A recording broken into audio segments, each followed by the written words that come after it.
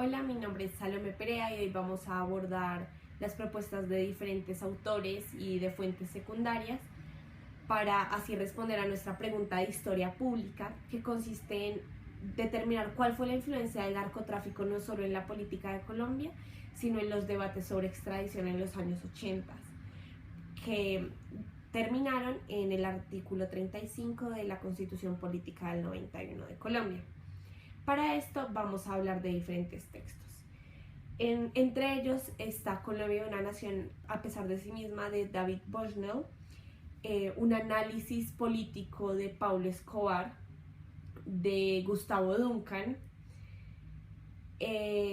la Constitución de Colombia de 1991 y sus enemigos, el fracaso del consenso constitucional, de Jorge Andrés Hernández, y un texto de César Rodríguez que busca analizar las transformaciones del conflicto en Colombia.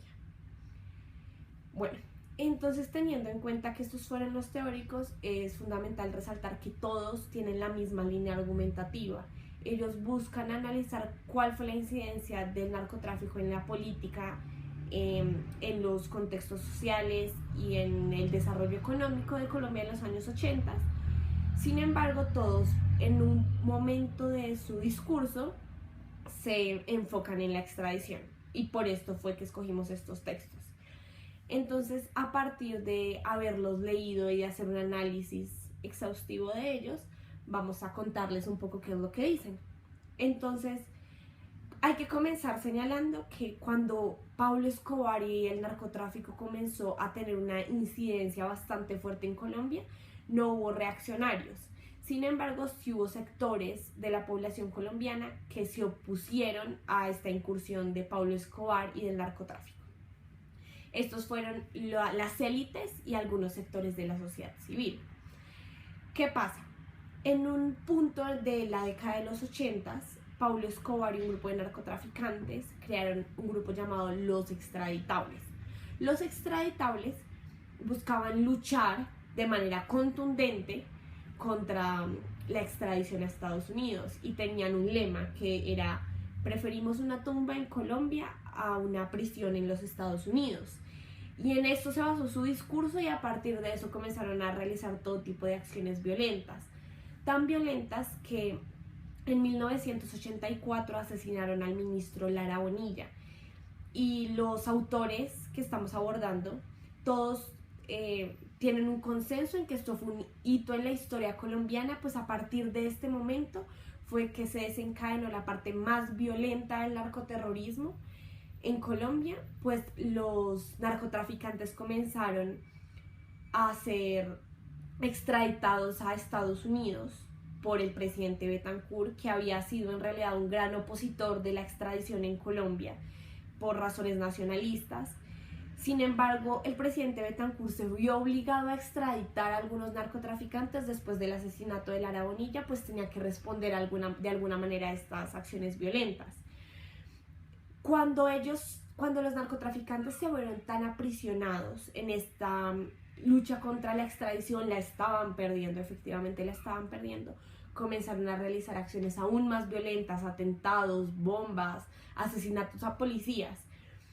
Y fue en este punto de violencia máxima que llegó los atentados, y en realidad los asesinatos llegaron a su punto máximo en la historia del narcotráfico colombiano. Entonces Gaviria se vio forzado a negociar con los narcotraficantes. Muchos sectores de Colombia se opusieron a esto, criticaron con mucha contundencia al presidente Gaviria. Sin embargo, él realizó un acuerdo donde aquel narcotraficante que se entregara y confesara sus delitos no iba a ser extraditado. Continuar con nuestro video de historia pública, y esta es la parte final y en realidad la más importante. Se puede ver que en la Constitución, en el artículo 35 de la Constitución Política de Colombia, se vieron plasmados los intereses de los narcotraficantes, y eso dicen los teóricos. En realidad señalan que el gobierno perdió la lucha de la extradición y tuvo que obligarse a legalizar en la Carta Magna que no iba a haber extradición. Y de alguna manera ahí ganó Pablo Escobar, ahí ganaron los extraditables. en efecto no solo Gaviria perdió una lucha, sino toda Colombia perdió una lucha, pues los constituyentes aceptaron que no iba a haber extradición para narcotraficantes como Pablo Escobar. Y justo es muy curioso porque todos los autores señalan que es bastante coincidencial que Pablo Escobar se haya entregado a la justicia colombiana el mismo día en que se aprobó el debate de la constituyente en el que quedaba prohibida la extradición en Colombia por siempre.